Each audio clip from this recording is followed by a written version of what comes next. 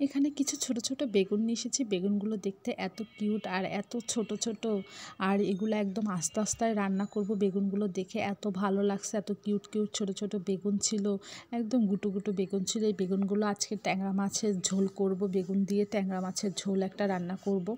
তো আসসালামু আলাইকুম, আশা করি সকলেই অনেক ভালো আছেন। নতুন আরেকটা ভিডিওতে অনেক অনেক স্বাগতম জানাচ্ছি। তো বেগুন দিয়ে ট্যাংরা মাছের ঝোল করবে, এর জন্য প্রথমে একটা কড়াই নিলাম, তার মধ্যে আমি পেঁয়াজ দিয়ে সুন্দর করে পেঁয়াজগুলো ভেজে নিচ্ছি। পেঁয়াজটা একটু ভাজা ভাজা করে নিব এইখানে, আর পেঁয়াজটা সুন্দর করে ভেজে নিব এইখানে। সুন্দর করে পেঁয়াজটা একদম ভালো করে একটু ভেজে নিব। ভেজে নেওয়ার পর এখানে আমি মরিচের গুঁড়ো দিয়ে দিলাম পরিমাণ মতো, তারপর হলুদের গুঁড়ো দিয়ে দিলাম। এখানে শুকনো মশলাকে এখানে দিয়ে দিলাম। সুন্দর করে মশলা দিয়ে একটু পানি দিয়ে দিলাম, পানি দিয়ে এটাকে সুন্দর করে ভালো করে কষিয়ে নেব।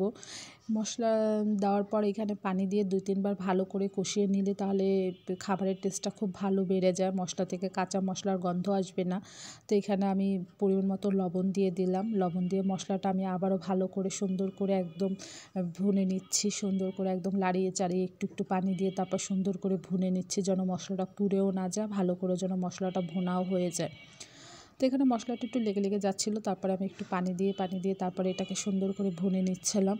তো এই যে মশলাটা ভুনা হলে আমি বেগুনগুলো, এত সুন্দর বেগুন, কিউট বেগুনগুলো একদম কেটেছি। এগুলো জাস্ট মাঝখান থেকে একটু ফাড়া দিয়েছি, একদম গোটা গোটা আস্তে আস্তেই রেখেছি বেগুনগুলো।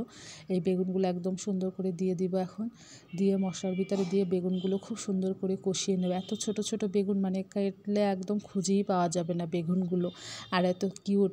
আমি একটু পানি দিয়ে এটাকে সুন্দর করে ভুনে নিচ্ছিলাম মশলার সাথে, যেন সুন্দর করে ভাজা ভাজা হয় মশলার সাথে, মশলা এটা বেগুনের ভিতরে ঢুকে যায় যেন, এর জন্য একটু ভেজে নিচ্ছিলাম এখানে। আর বেগুনগুলো দেখতে সত্যি অনেক কিউট, এত কিউট বেগুনগুলো। তো এটা সুন্দর করে ভেজে নিচ্ছি এখানে। তো কালারটা কত সুন্দর এসেছে, একদম মাখো মাখো একটা সুন্দর কালার এসেছে এইখানে। তো এটা সুন্দর করে ভাজে নিচ্ছি। নেওয়ার পর এটার ভিতরে আমি এখন মাছগুলো দিয়ে দিব।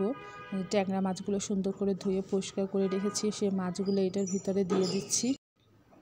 মাছগুলো দিয়ে সুন্দর করে এটাকে ভুনে সুন্দর করে লাড়িয়ে চাড়িয়ে সুন্দর করে মশলার সাথে যেন ভালো করে মিশে যায়, তাই ভালো করে একটু লাড়িয়ে চাড়িয়ে সুন্দর করে মেখে নিচ্ছি এখানে।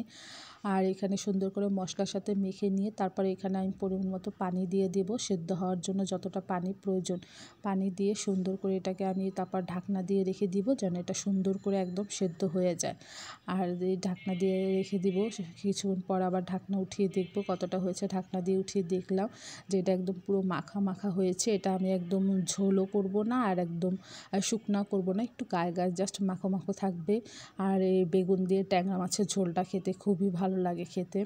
তো এইখানে যদি ধনেপাতা দিতাম খেতে আরও বেশি ভালো লাগতো, তবে আমার এখন ধনেপাতা নাই, তাই আমি দিতে পারছি না। তো এইভাবেই এটা রান্না করে খাবো, আর খেতে খুবই সুস্বাদু হয়েছে, এটা খেতে খুবই মজা হয়েছে।